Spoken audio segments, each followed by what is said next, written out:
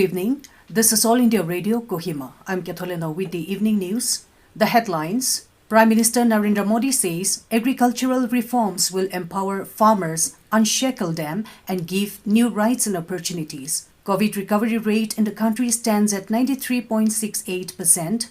Nagaland's COVID-19 case load reaches 11,159, while 9,898 recovers so far. And All India Radio Kohima to broadcast Governor R.N. Ravi's address to the people of Nagaland on the eve of 58th Statehood Day. Prime Minister Narendra Modi today said recent agricultural reforms have opened new doors of possibilities for farmers. Addressing the nation in his Mann Ki Baat program on All India Radio, the Prime Minister said farmers had been demanding these reforms for a long time and his government delivered on this front. He said Parliament gave a legal form to the agricultural reforms after a lot of deliberations. He added that these reforms have not only served to unshackle farmers but also give them new rights and opportunities.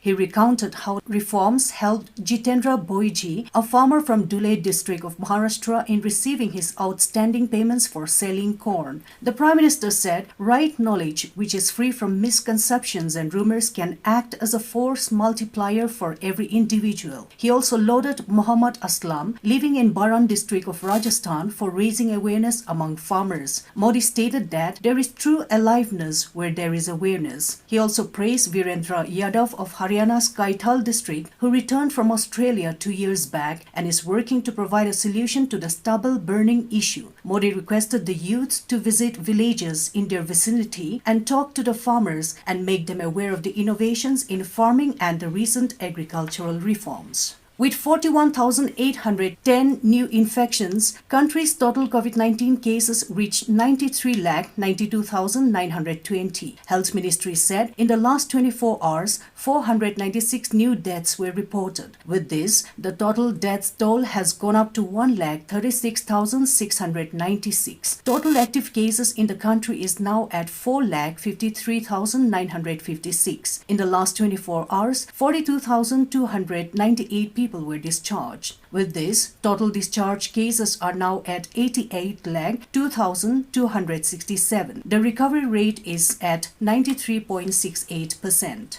Nagaland reported 44 cases of COVID-19 positive today, taking the total case load in the state to 11,159. Health and Family Welfare Minister S. Pangnupom in a tweet informed that 27 cases were detected from Dimapur, 16 from Kohima and 1 from Tuensang. The reported cases were segregated among 29 traced contacts, 9 armed forces or security personnel, 3 returnees or travelers and 2 frontline workers. Besides, 174 patients have also recovered, which comprised of 140 recovered persons from Dimapur, 30 from Kohima, 3 from Tuensang and 1 from Pek. Currently, the state has 1,087 active corona cases, while total recovered persons in the state stood at 9,898. Governor R.N. Ravi will address the people of Nagaland on the eve of 58th Statehood Day. The message can be heard from All India Radio Kohima at 7:30 p.m. tomorrow, both in FM Tragopan and primary channel. AIR Kohima will also broadcast the regional version in Nagamis immediately, while the Governor's Statehood Day message will also be broadcast in all the 14 dialects of Nagaland on 1st of December. President Ramnath Kovind has extended his greetings and best wishes to all the citizens living in India and abroad, especially the brothers and sisters of the Sikh community on the eve of birth anniversary of Guru Nanak Dev. In his message, Kovind has said that the life and teachings of Guru Nanak Dev are inspiration for all human beings. The President said, on the sacred occasion of Guru Nanak Dev's birth anniversary, we should resolve to conduct ourselves in a manner so as to emulate his teachings.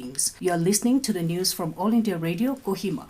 India will host Shanghai Cooperation Organization (SCO) Council of Heads of Government meeting tomorrow through video conference. SCO Secretary General Vladimir Norov said that the heads of delegations will exchange views on deepening cooperation in the trade, economic and investment spheres in the context of overcoming the negative consequences of COVID-19 pandemic. The SCO Secretary informed that the countries will review the activities of the SCO Business Council and Interbank Association. Union Minister for Railways Piyush Goyal has said that the central government has done unprecedented work to develop railway infrastructure and increase passenger amenities in the last 6 years. Inaugurating the electrified section of Banjikui-Diganwara rail section today, Goyal said that the pace of every work in the railway has increased in the last 6 years. Indian Railway is achieving new milestone through teamwork. The minister said that the railways have resolved to electrify 100% to reduce pollution and increase the speed of trains. Petroleum and Natural Gas Minister Dharmendra Pradhan has said that India is emerging as a sought-after destination for investment in the renewable energy sector. Addressing the 3rd Global Renewable Energy Investment Conference 2020 through virtual mode, he said that $64 billion has been invested in India's renewable energy sector during the last 6 years. He said the government of India targeted to set up 5,000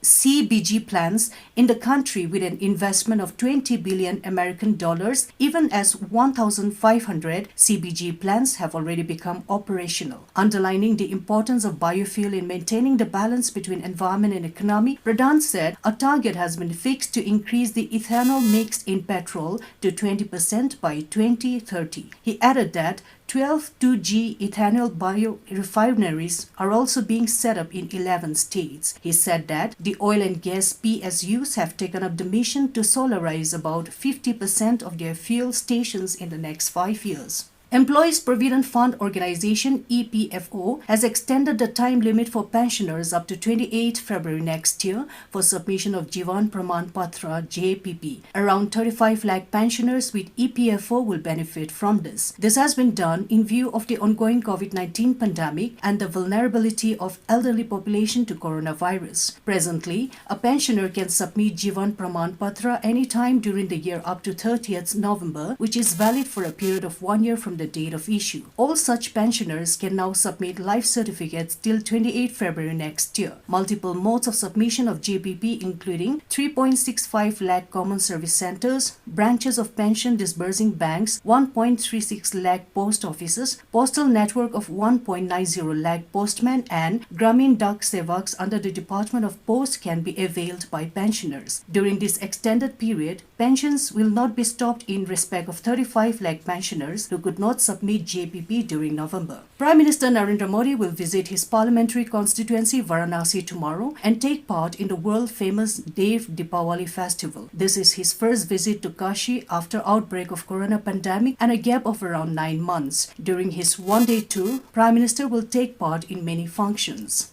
And as the nation fights COVID-19 pandemic, let us all remember to stay safe and protected by following these 3 simple steps: wear a face mask, wash hands frequently with soap and water or use hand sanitizer, and follow social distancing norms. To end the news, a repeat of the headlines. Prime Minister Narendra Modi says agricultural reforms will empower farmers, unshackle them and give new rights and opportunities. COVID recovery rate in the country stands at 93.68%. Nagaland's COVID-19 caseload reaches 11,159, while 9,898 recovered so far. And All India Radio Kohima to broadcast Governor R.N. Ravi's address to the people of Nagaland on the eve of 58th Statehood Day. That's all we have in this evening news bulletin. Good night.